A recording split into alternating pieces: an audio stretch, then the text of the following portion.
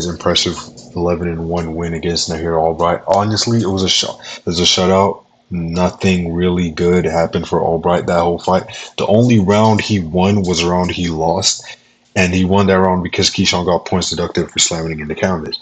Now, obviously, after the fight, Devin Haney called Keyshawn out, saying Keyshawn is a nut and saying Debo is coming for Keyshawn.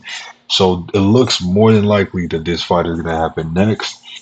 And honestly, I feel like Keyshawn shouldn't take this fight, but he has no other choice but to take the fight because leading up to his fight with Nahir Albright, he was calling out Bill Haney's bluff, saying Bill Haney was pump faking. Bill Haney went cold turkey the moment it came to sign the fight with Devin Haney. So, and he missed weight. He missed weight 2 to 3 times and then finally made it. And then after the fight said making 140 is really hard and he struggles with weight cuts and is better at just fighting. So all these things have made it look like he's going to move to 147. And if he does move to 147, there's literally no better fight there for him than Devin Haney because that's the person he's been calling out. There's a storyline to it. There's a build up to it. There's everything leading up to that fight. He can't go fight Ryan Garcia because Ryan Garcia's in talks to fight Conor Benn. And Ryan Garcia and Keyshawn Davis don't have the same history that Devin Haney and Keyshawn Davis do. Brian Norman Jr. also doesn't have that history that Keyshawn Davis does with Devin Haney. So there's no other fight with a build-up or history behind it than Keyshawn Davis and Devin Haney for Keyshawn Davis right now. So Keyshawn honestly is not going to win that fight. It honestly might be a blowout for Devin because Devin, I mean, he just has the tools. He just has the arsenal to beat Keyshawn. And last night confirmed it because while Keyshawn did have a very impressive performance against Nahir Albright, there were just moments where you can tell, like, okay, he's too wide, he's too impatient, and he gets too frustrated once he realizes that he can't do what he wants with you in there. Keyshawn was trying his best to knock out Nahir Albright, but Nahir Albright kept clinching, and everyone knows Devin Haney is really good in the clinch. And that's what made Keyshawn Davis very frustrated and made him slap Nahir Albright into the ground.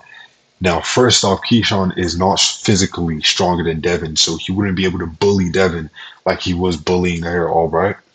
And Devin isn't going to let Keyshawn get close enough. He's going to jab, jab, hold, jab, stick, hold, reset, jab, stick, hold, reset, jab, stick, hold, reset.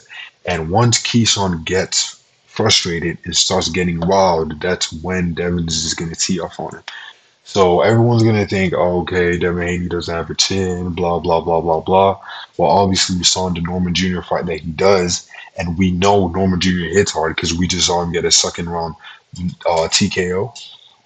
So we can't say Devin Haney doesn't have a chin, and I don't think his chin will even be a factor in this fight because Keyshawn Davis doesn't do well against moving targets. Anytime Albright was on the move, Keyshawn started getting frustrated and flustered. And Keyshawn only landed his combinations and started teeing off on Albright either when he was on the ropes or when he would stand still in the middle with him. Keyshawn can't beat Devin Haney because Devin Haney is not going to be there to be hit. Devin Haney is never going to. If you watch a Devin Haney fight, there's rarely a moment where he's in the same spot for over 2 seconds. His feet's always moving. He's too intelligent. He's always hopping around. So Devin beats Keyshawn just easily based off of lateral movement, ring IQ. He doesn't really have to use his power. And I do see Keyshawn having a horrible nosebleed, just like Brian Norman Jr., if he goes against Devin Haney, because Devin Haney has a very elite jab, a very, very elite jab. And I feel like he's always going to catch Keyshawn coming in because Keyshawn comes in recklessly sometimes, especially when he gets frustrated. So best game plan for Keyshawn to beat Devin Haney would be to honestly get him out of his element, try to make Devin uncomfortable, try to be smart, and try to counter Devin. Because Devin is going to try to jab, jab, jab, get up, jab, jab, jab, get up. If he can try to trap Devin, and if he can try to match Devin's timing and punch with Devin, that's when he can catch Devin. And if he can push him to the ropes, that's when he can land his combinations. But with Devin, in order for Devin to beat Keyshawn, he just has to be Devin. Devin Haney just needs to be Devin Haney on the night to beat Keyshawn Davis. And that's it. No other special requirement.